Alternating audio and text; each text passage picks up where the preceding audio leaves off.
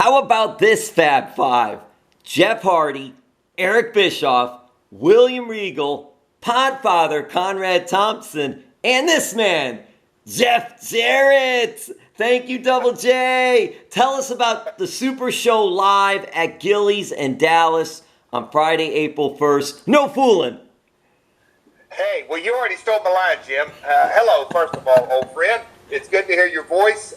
We go back, so many years, Jim, and here we are. We're not talking about a wrestling event, or we're not talking about a TV show coming up we're doing, or any of that kind of stuff. We're actually talking, it's 2022, and a live podcast show right there in Dallas, WrestleMania weekend, the world-famous Gilley's. For old school folks, a few movies been based around that. There's a lot of nostalgia in that. And at the end of the day, that's what a lot of our brand is about. It's nostalgia. You just mentioned some names, Bischoff and William Regal, and look, Conrad, the Podfather, he got this whole thing cranking out. But, back in January when me and Conrad and Eric were just sort of kicking things around, and how this thing is developed, it's kind of, even for me, it's kind of mind-blowing that it's all come to this. And, we're going to be on a stage show, and, it's a unique set of circumstances because obviously WrestleMania is WWE weekend. But for us to be having, let's just call it like it is, two current AEW stars in Jeff Hardy and William Regal, both of them have over 30 years in the business, Bischoff as well. And, we're all got quite a few years under our belt, but we're all going to be up on that stage telling our stories, having a good time, and, sharing whether it's a WrestleMania memory or maybe a build-up to that or a pay-per-view memory. There's a lot of stories. I don't know how we're going to be able to contain it in a time limit, but we actually, Jim, have even more surprises lined up for the show. So it's we don't have a wrestling ring, but we got everything but a ring as far as wrestling. We're going to have music and entrances and surprises, and who knows, we may even have a little action. You never know. You just never know. But I am certainly thrilled to be a part of this, and it's streaming on FITE, and that's something that, FITE has an incredible lineup booked for Mania weekend, all kinds of promotions. But when we approach these guys with it, Thuzio is our, they are our live event promoter, and then FITE, the streaming service. But I know I've got a long relationship with FITE, but when we kind of laid this out with them, they jumped all over it. And so we're excited. Next Friday night, 7 Central, catch it on pay-per-view. And if you buy it, it will be in your account for life. You can have it on demand and watch it any time of day or night. And there's also going to be a VIP experience at 5 p.m., just an incredible event. I tell you what, Double J, there was an event several years ago in South Florida with Hulk Hogan and Ric Flair and Eric Bischoff, and it was a sit-down and just talking about the careers, talking about the business, answering questions from the fans in attendance. What a unique and special event. And I'm sure, wow, with this cast that's going to be at this event, SuperShow Live at Gilley's, the famous Gilley's in Dallas, this has got to be exciting for you, too. Yeah, Jim, and we've definitely had conversations offline through the years, and just how the business has evolved, that, it's no secret, it went from a live event business to a pay-per-view business to a television rights business, and now we're in the streaming world of it, and there's so many different, not just platforms, but different forms of entertainment, with the documentaries coming out on A&E, and WWE has got such a strong lineup of those, to their deal with Peacock, and obviously with AEW, they're on TBS and TNT, and they've got a strong YouTube presence. Well, this is where wrestling is at in 2022, and that you have the ability to sit down with, candidly, Jeff Hardy is a living legend. He just did another death-defying move the other night on Dynamite, and William Regal, with his run at NXT, and all the stars of today came through that NXT system,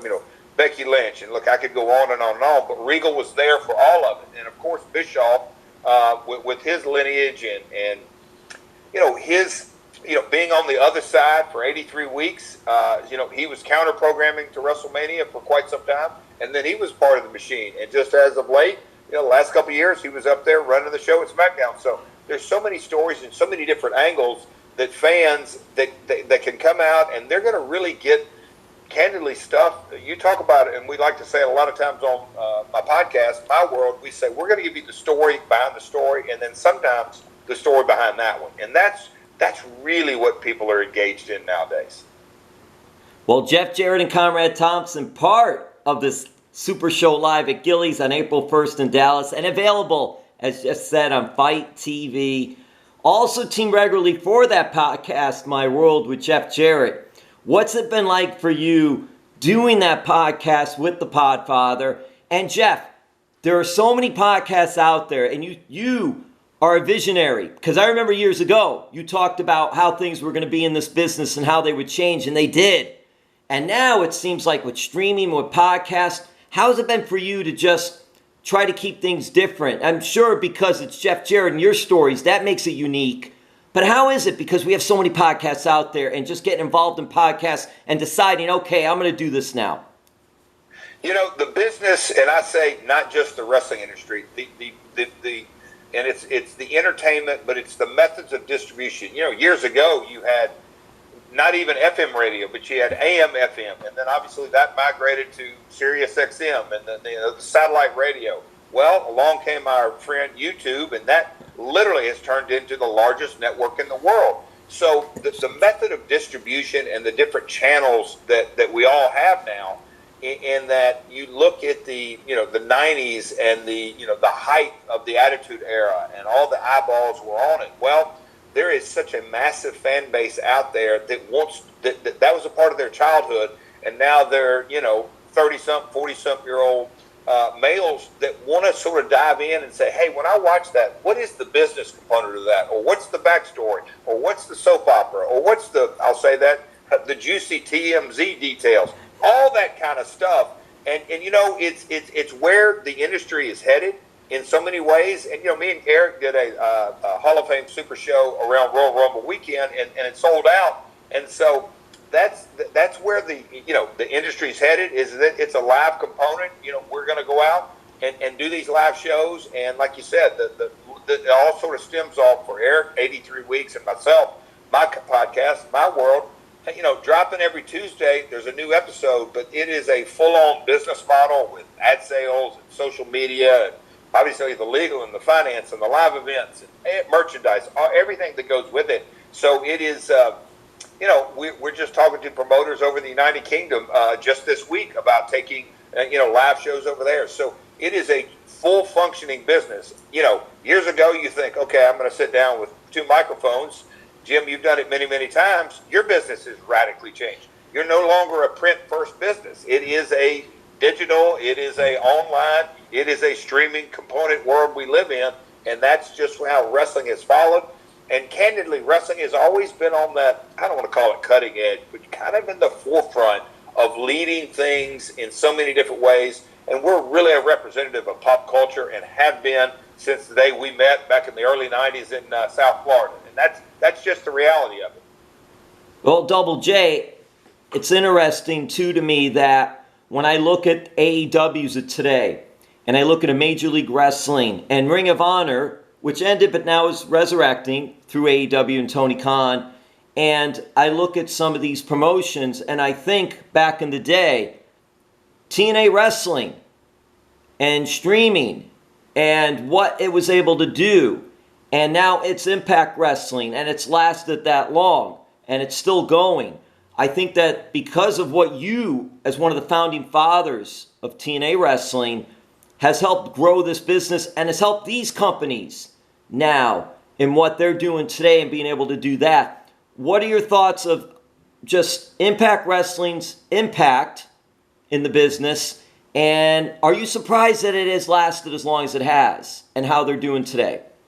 A dream I had in 2001 when literally Vince bought the competition, and there was only WWE. So you really couldn't have called them the number one promotion because they were the only promotion. And without a number two, you can't have a one. So that was my entire, to create an alternative in the marketplace. And here we are, literally, Jim, 20 years later, it was 20 years ago this month with the building blocks were being put in place. And, you look like you just referenced, you have the Ring of Honors of the world and other promotions. And a lot have come and gone through the years in so many different ways.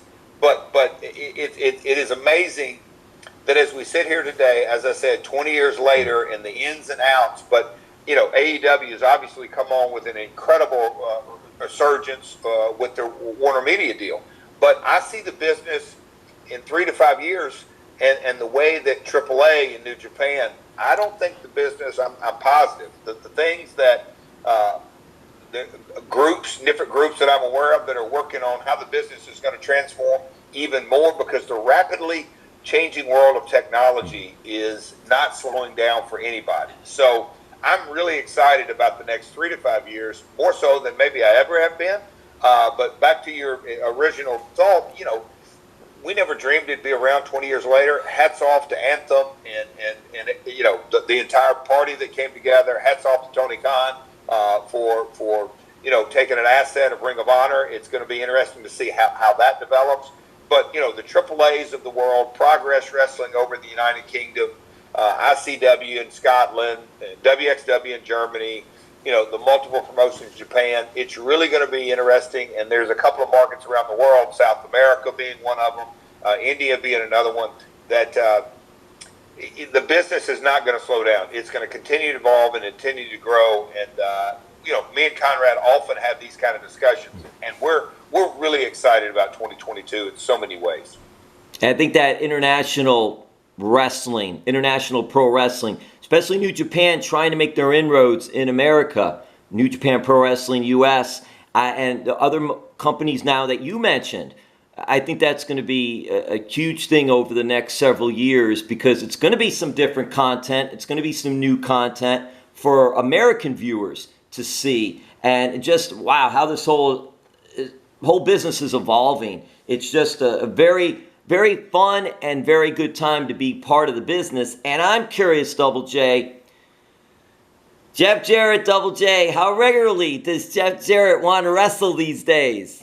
Well, I knew we were going to wrap this interview up with you, but I've got another way to wrap it up. But I'll answer your question. When Game Changer reached out at the end of last year, I was going to pick my slots. And as you know, I'm taking them one match at a time, one opportunity at a time, whether it's Game Changer. I was just a part of the Crockett Cup, which was pretty cool. I've got a couple things in development that I'm pretty excited about. So I'm not real sure where the Last Outlaw is going to appear next, but he will. I can just say that. The Last Outlaw has still got a few tricks up his sleeve. I'll just leave it at that, Jim. Well, Jeff, I know I want to let you go. One more question. Bring it on, brother. Bring it on. I got one for you at the end of this interview. All right, so I'll wrap this up for you, and you can do that. Listen, the history of WrestleMania 11, circa 1995, Hartford Civic Center.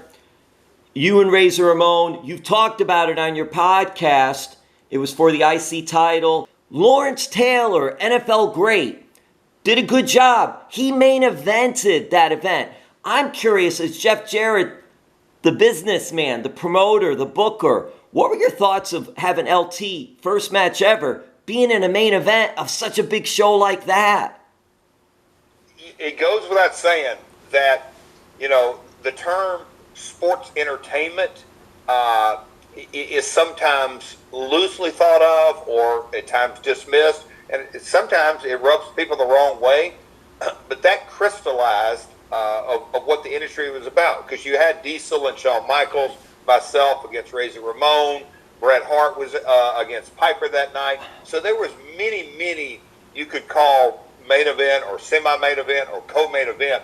But when you take LT, maybe the greatest NFL linebacker of all time, and then you put a list of, candidly, Hall of Famers around him, and then Bam Bam Bigelow, and just, Salt and Pepper was a red-hot pop rap act that was there that night. You just sort of combine it all together. That's sports entertainment. Pam Anderson, he was a who's who list that night. And those, we're talking WrestleMania 11. Here we are 20-something years later. It goes back, and you just see the roots from Liberace to Muhammad Ali to I mean, we could go on and on, but back then it was just fascinating. And I'll say this, with Pat Patterson in there and Bam Bam Bigelow carrying the heavy lifting, it was an incredible match. And it's all you look at Bad Bunny last year, Pat McAfee, Johnny Knoxville, the Paul Kid. I mean, you have so many different components. That's professional wrestling. That's the entertainment part of the sports entertainment. And it was the main event, Jeff. Yes. Yep, exactly. All right, Jeff, you get the last word. Well, I just got to ask you, all kidding aside, me and you love to chat around, but Tyreek Hill, is he going to take you to the promised land? Is Tyreek Hill going to take you to the promised land? I see your Dolphins, this audio version, but I know it's audio version, but I'm pointing. No, we have video too, but we're doing audio today, everybody. But the thing is, I'm pointing my Dolphins number 5 Finkel jersey, Jeff Jarrett. I see it. A little bit Jim Carrey back there, but Tyreek Hill. Here's the thing: they brought in this humongous left tackle. They brought in some good players. They brought in Tyreek Hill, now traded for him. They've upgraded. Their offense is upgraded. But still, it's all going to matter. It's all going to depend on how good Tua is. It's all revolving around the quarterback. So I'm happy they're bringing all these people in. But they're going to have to bring in Tua. Hey, look what happened when the Dolphins' former quarterback went to Tennessee. And you have that great running game. And he was not that good here. He was not that good here. But he went to Tennessee. They had the right system in place. Great running back. And Tennessee's been relevant with football, doing well, making the playoffs. Miami hasn't had that. So it's all going to depend on how this new coach, the system, and Tua. I'm great. I'm happy Tyreek Hill is here. But you could bring Chad Ochocinco, bring Keyshawn Johnson, bring Jerry Rice back. They got to get somebody that's got to get the ball to these guys, and it's all going to depend on Tua. All right, we got to wrap it. I've got my next appointment with Jim. Here's the deal. We can talk sports all day, but the NFL, in a lot of ways, I always use the analogy with professional wrestling, NFL. If you don't have a good GM, if you don't have a good coach, and if you don't have that quarterback, and that's the analogy in wrestling is, you got to kind of have all the components to get to that championship season. So, Jim, I appreciate your time. Next Friday, April 1st, FITE TV, Hall of Fame Super Show, Jeff Hardy, Mr. Regal, Podfather, Eric Bischoff, and many, many more. Lots of surprises. Thanks, Jeff. Have a great afternoon. No Don Jardine alerts here. Check out those surprises. Thank you, Jeff Jarrett.